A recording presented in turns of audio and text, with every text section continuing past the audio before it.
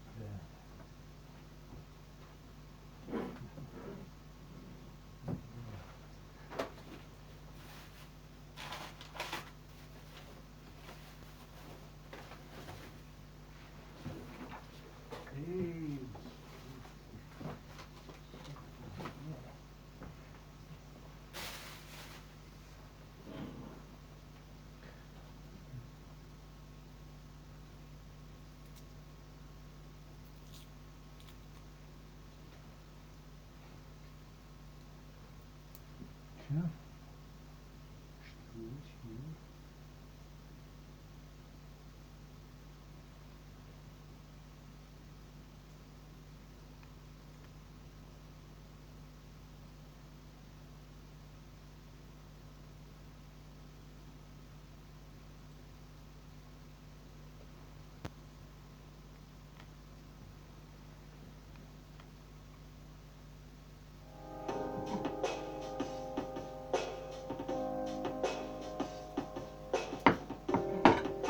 My name is Federica Fragapane and I'm an information designer. I collaborate with organizations, agencies and magazines designing data visualizations.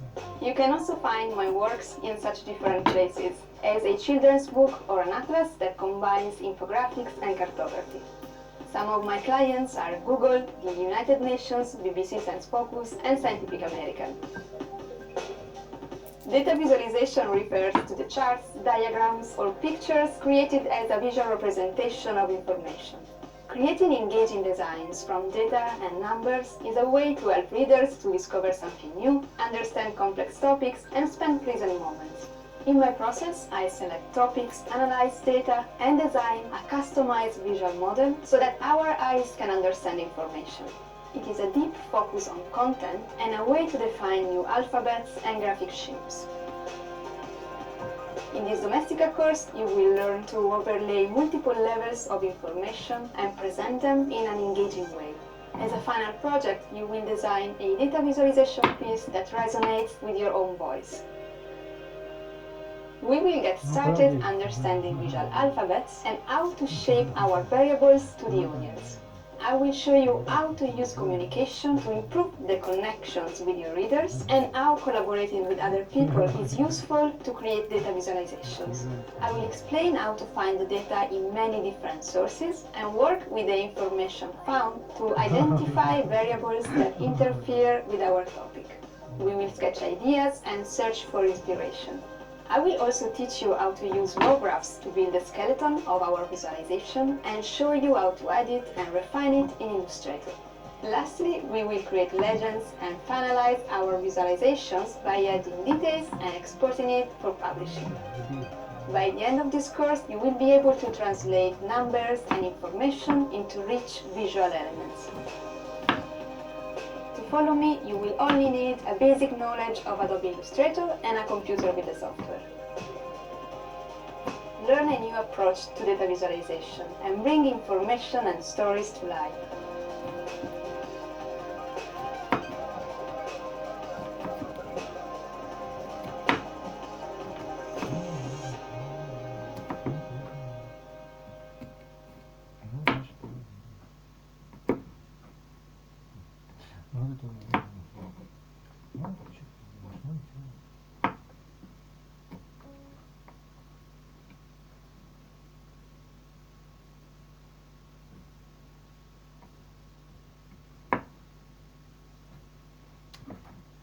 Эх, блядь.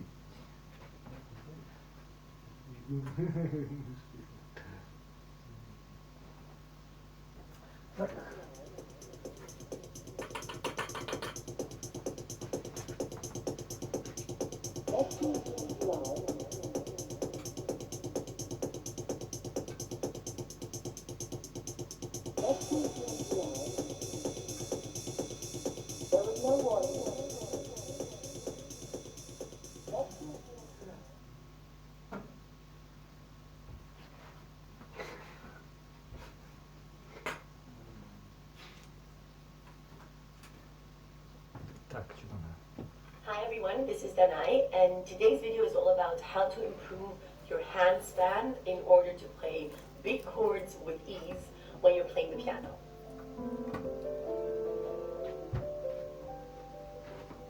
This subject was actually requested by one of you, and before I get into exercises and what I do in order to stretch my fingers and my hands, I would like to just quickly talk about something that I get asked quite a lot, and that is how big should a hand be if you want to play any piece you want, basically. And I would say if you're a professional pianist, what you should be able to reach is an octave, nothing more. Of course it helps if your hand is bigger with certain pieces. My hand is actually pretty big, so I'm lucky in that department. I can play C to F in both hands. But I know many incredible pianists that have small hands and that can only actually play an octave securely. And I think that in the repertoire for piano, that really is enough. An octave is something that you should play very securely because there are so many places. Liszt, Tchaikovsky Piano Concerto, Brahms, so many pieces that have octave passages, and if you're not able to play the octave, that's going to be hard. But anything above that, you can always find a way around. Either if you distribute it differently between the hands, so somehow you manage to play the lower voice in the left hand and the upper voice in the right hand, or you do an arpeggio. I think it always works. There usually won't be passages where you have to play higher than octaves for a long period of time. So you can always arpeggio that one odd chord or interval where that's going to be required. But octaves should be secure. I think that usually a hand can definitely reach an octave if you just look at finger length and hand size. So basically what I'm trying to say is almost any hand size can be the right hand size to be a professional pianist. You shouldn't worry about that too much. Now, there is a difference, I think, between hand size and your span, because an untrained hand very often only goes kind of this far and cannot get that straight line between the fingers. And as a pianist, it definitely helps to get that straight line, because this is how you can reach bigger intervals and play bigger chords. I have a couple of exercises that I do and that I have been doing since I was very young in order to improve my hand span. And the very first one is that I basically stretch every finger from the thumb to each of the other 4 fingers and try to reach that straight line that I was talking about. So with the 5th one, you go like this. With the fourth one, Так. you go like this. With the third one, you go like this. And with the second one, you go like this. So in all of these exercises, it's very important not to hurt yourself. Do not overdo it. It's just a gentle stretch that you're looking for. And over time, the hand will open up. So of it's very, you go like this. So in all of these exercises, it's very important not to hurt yourself. Do not overdo it. It's just a gentle stretch that you're looking for. And over time, the hand will open up. So of course, when you're just starting out right now, don't try to immediately stretch your fingers to that. Just go as far as you can. If it's this far, that's fine. Just hold it for a couple of seconds and then move on to the next finger. So definitely don't hurt yourself. Pain should not be involved when stretching the fingers. Keep in mind this thing that you're seeing here is an already stretched hand of someone that has been playing for a long time. And then I have two exercises that I'm also doing at the piano. One is to play the interval that you cannot play both notes at the same time because it's too big for you. So it's the interval where you have to play the first one and then press the other note. And for me, that is CF. So I do that in both hands. And I just go up the C major scale once. So as you can see, I just start with a C and then go as high up as I can, which for me is 11 notes. And I simply hold the two keys after having pressed them both for a couple of seconds and then move on to the next one. And then I do the exact same thing with the left hand, only starting with the fifth finger and then working upwards until my thumb meets the C.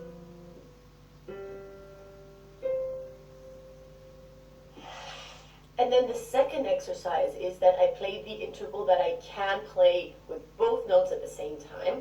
And for me, that's CE. And I do that in a chromatic scale so that I also practice the feeling of playing a white and a black key together and that kind of diagonal hand posture. And I do that in both hands as well. So as you can see in this exercise, it's quite important to vary your hand posture according to whether you're playing two white keys, two black keys, or one white and one black key. Of course, these exercises are my current hand size. When I was younger, of course, I did that differently. So I would, for example, play CD as intervals that I couldn't play at the same time and could just barely reach. And then I would just play octaves in the chromatic style. So find the intervals that work for your hand size and then use that. One last thing that I do is I add two notes in between the outer two notes in order to just also get a feeling for a big chord. So in the right hand, I use C, A, C, F. And then in the left hand, starting from the top going down, I use G, B, G, D. In this exercise, I just slowly press one key after the other, and then once I'm playing the entire chord, I just hold it for a couple of seconds to get that stretch in, and then move on to the other hand. And I try to not tense up, but keep my fingers relaxed while doing so. And these are not chords that I could just press. I have to press every note separately, but it stretches your hand a tiny bit when you do that. And if you should feel any kind of pain, or if you feel like you've overdone the stretching, always go back to stretching exercises that relax you. So for example, you could do this thing just to kind of loosen up the stretching muscles. Or you could also just always make sure to stretch the arm. So for example, doing things like this in both hands. I really hope that you enjoyed this video and that you found it helpful. Let me know if you have any other stretching exercises or if there are other things concerning handspan that you struggle with. And I'll see you again in the next one. Bye!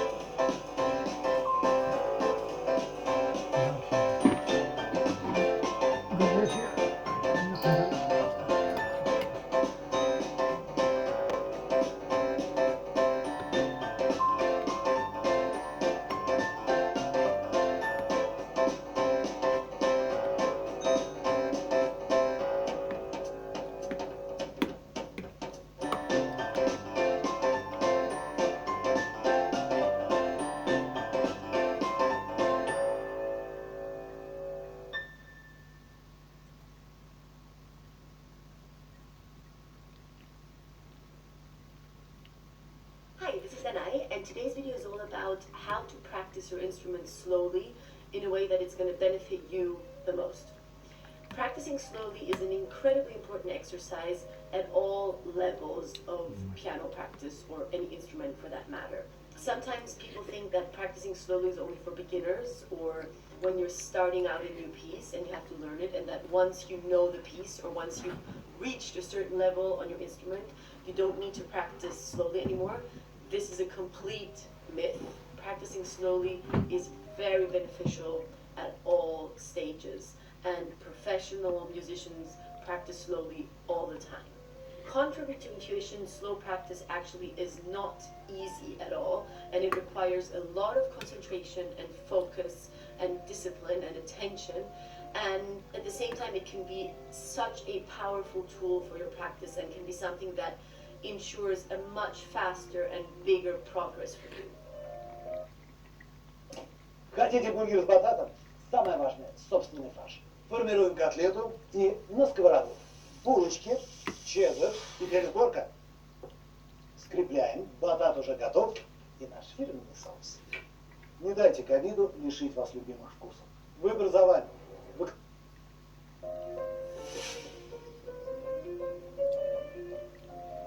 So let's start out by talking about when to practice slowly.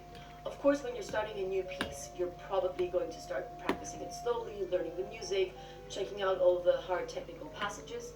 But then once you've reached a certain level, maybe even played it in a concert, slow practice can be very beneficial for just maintaining the piece and maintaining that level and feeling comfortable with it. If you're just playing through it quickly, it's not always very helpful, even if you can already play it. A very famous account of slow practice actually is something that a student of Rachmaninoff wrote about. And he said that he arrived at his house for a lesson and he heard Rachmaninoff practicing. And he was practicing Chopin's Etude in thirds at such a slow speed that the student didn't even recognize the piece at first. Because slow practice actually takes a lot of patience and discipline. It's not that easy. And this is a good example of a pianist who obviously had mastered his technique to the fullest and used slow practice to just maintain it and to really secure each and every note and have his fingers know where they're going to go when he plays it at that incredible fast tempo in the end. Now, we talked about maintaining the piece with slow practice. However, when you are preparing it and trying to get to the final tempo, and you're not quite there yet, let's say you're somewhere in between having learned the notes, but not yet at the end speed that you want to play it at, Slow practice can be very helpful when you end the day with a slow run through. Let's say you're in that stage between you've already learned the music, but you're not quite at that final speed yet. And you're practicing a hard passage, you've practiced it with all kinds of exercises, you're trying to get to that speed, and you've done your practice day. Of course, there probably still are a couple of mistakes. It is incredibly powerful if you end that practice day with a slow run through of that passage, because that gives your mind the chance to get that all in order again. You end the day on a very positive, clear note. Your fingers know where to go, and you end it with all the right notes. Let's say no bad habits that might happen through playing it at a speed that you're not completely ready for yet.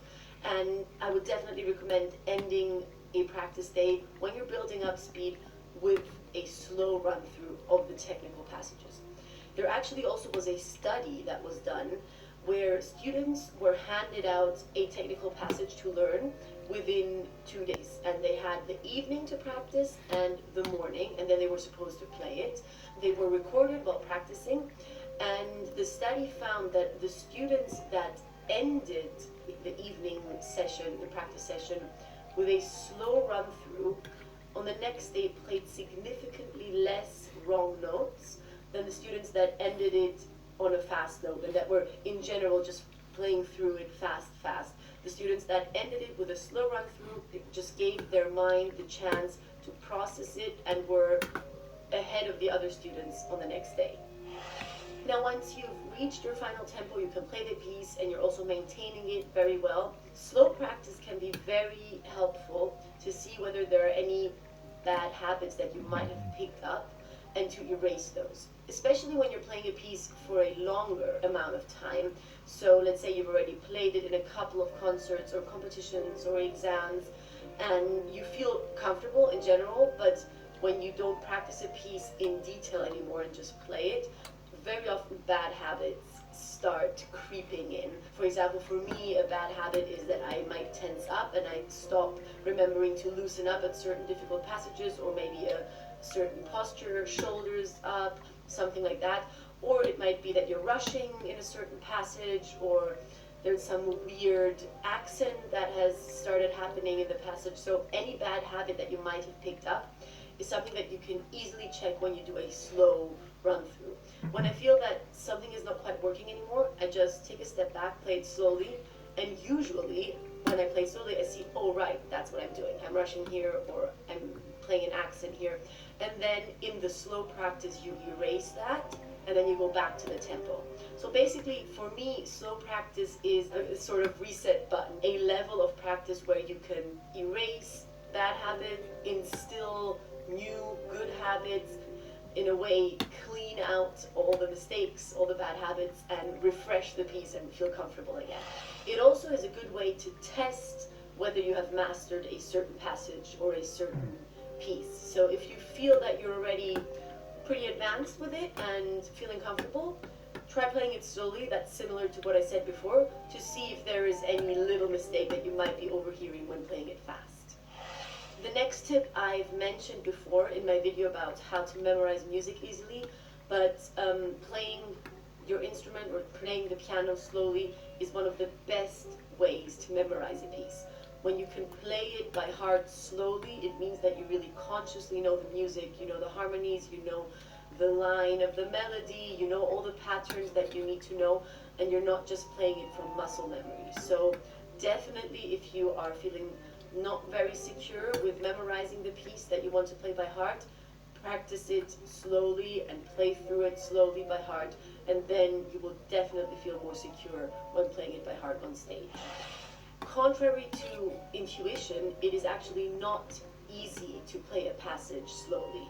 It takes a lot of patience and a lot of discipline, and sometimes it is much easier to somehow get into a middle tempo or even a fast tempo where your muscles already feel comfortable because that's the movement that they've been doing the most. Whereas playing it slowly takes a lot more effort, but will in the end be more beneficial to you as well. Slow practice can be very helpful to improve accuracy and clarity in a fast passage, and also to improve your posture, your hand position, your arm posture, your general body posture. But for that to happen, you definitely have to make sure that when you're practicing slowly, your mind is completely focused on the music.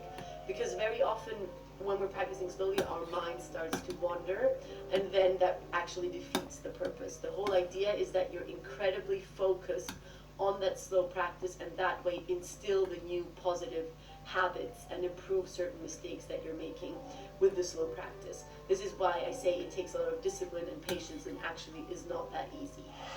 Now, one important question that comes to mind is, how slow is slow? I think that there are different levels of slow practice. For sure, I would say that the phrasing should still be there, so you shouldn't play slow in a way that you don't feel where the melody is supposed to go, and you don't feel the same motions. So the music and the character should be there, but you should definitely be able to apply the phrasing and the character to the slower tempo. For me, I think a good starting point would be about half tempo. That's a good place to start. However, if you're doing what I said about maintaining the piece and playing it extremely slowly, you might even go under that. The story that I told before about Rachmaninoff's student, I would say that he was probably way below half tempo when he was practicing that Chopin etude for someone not to even recognize the piece. So it varies a lot, but I would definitely recommend half tempo as a very average mark. But you'll have to see and try and experiment a little bit what helps you the most. Another interesting thing that I have heard from a lot of people is the 80-20 rule. Basically what that rule says is that you should spend 80% of your time on 20% of the piece. Because obviously in one piece there are much harder bits and much easier bits. And the whole idea is to practice in a productive way and therefore spend and focus the bigger amount of your time on those hardest bits directly instead of just powering through the piece. So the 80-20 rule basically says focus and invest time in practicing the hard bits slowly, and then the rest of the piece is going to come together naturally instead of just powering through the entire piece again and again and again, because you're going to be much more productive if you apply this 80-20 rule. And before I end this video on all the benefits of slow practice, I also want to mention one thing about when not to practice slowly.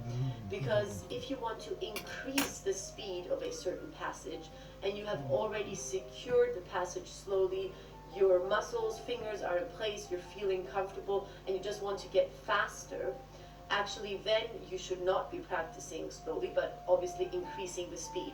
And then once you've come to that next level and are maintaining that level, of course then the slow practice again is very helpful.